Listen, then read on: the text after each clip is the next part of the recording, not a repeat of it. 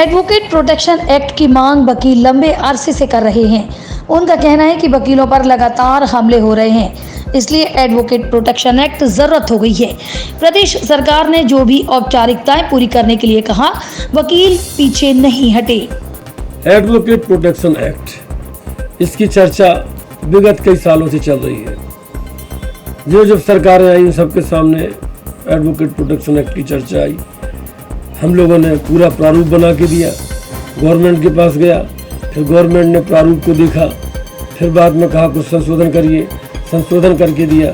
हम लोग बार बार गवर्नमेंट को दिए, लेकिन पता नहीं ऐसी कौन सी बात है, कौन सी दिक्कत है, शासन बता भी नहीं रहा कि एडवोकेट प्रोटेक्शन एक्ट को अभी तक पास नहीं किया गया, न लागू हो सका। आज दुनिया जानती है कि वकीलों को कितने खतरनाक स्थिति से गुजरना पड़ता है। मुलजिमों के मुकदमे लड़ना स्वाभाविक है कि दो पक्ष में एक पक्ष हारेगा तो दूसरा पक्ष नाराज होगा। अधिवक्ताओं पे हमले भी होते रहते हैं, और तो और लोग अधिवक्ताओं को ही मुकदमों में फंसाने की चाल चलते हैं और फंसा भी देते हैं। इन परिस्थितियों को देखते हुए कानून व्यवस्था सुचारू रूप से चलाने के लिए और एक न्याय भी मिल सके वकीलों को, कानूनी तौर पर एडवोकेट प्रोटेक्शन एक्ट की अत्यंत आवश्यकता है। और उसमें यही कहा गया है कि पहले भी किसी यदि मुकदमा चलाया जाता है किसी वकील के ऊपर, तो एक उचित अथॉरिटी से आप पहले परमिशन ले लो। किसी वकील पर हमला होता है, तत्काल उस पर कार्रवाई करो, वकीलों को सुरक्षा दो।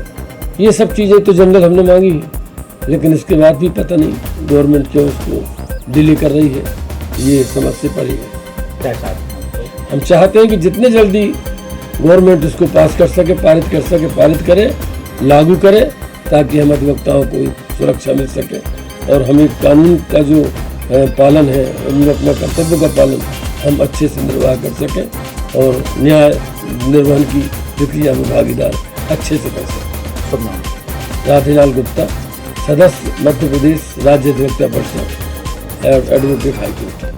डॉक्टर प्रोटेक्शन एक्ट बनने के बाद से ही अधिवक्ताओं ने भी एडवोकेट प्रोटेक्शन एक्ट की मांग करना शुरू कर दिया था, जबकि इंडियन पीनल कोड में हर अपराध के लिए कानून बना है।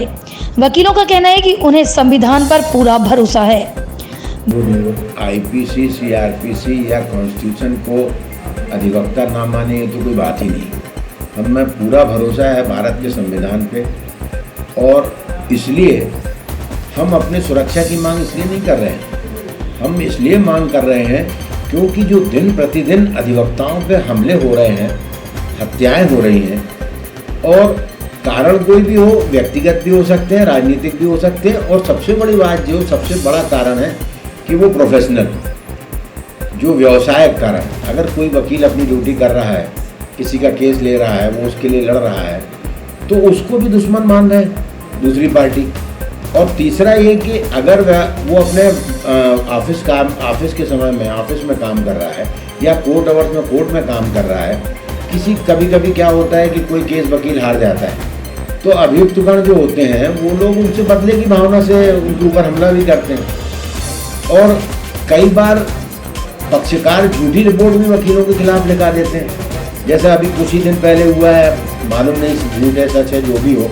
लेकिन हमारा कहना यह है, जैसे अभी आलोक जैन के ऊपर हुआ 376 की रिपोर्ट, तो हमारा कहना उसकी जांच कर ली जाए।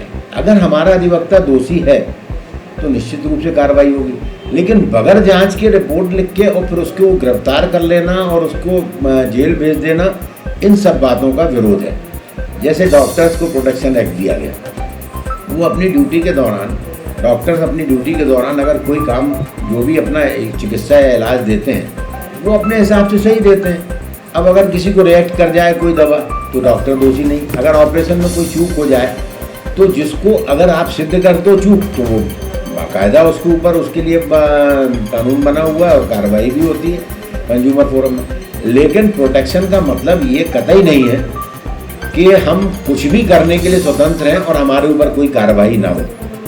लेकिन अधिवक्ताओं को उनके कार्य समय के दौरान, जैसे वो न्यायालय में जाने के समय से लेकर न्यायालय का समय समाप्त होने तक और ऑफिस आवर्स में, ये दोनों समय में अगर वो अपना काम कर रहे हैं, तो इस दौरान अगर उनके ऊपर किसी भी प्रकार की कोई भी हमला होता है तो उसके लिए पक्का अपने को कार्रवाई होना चाहिए।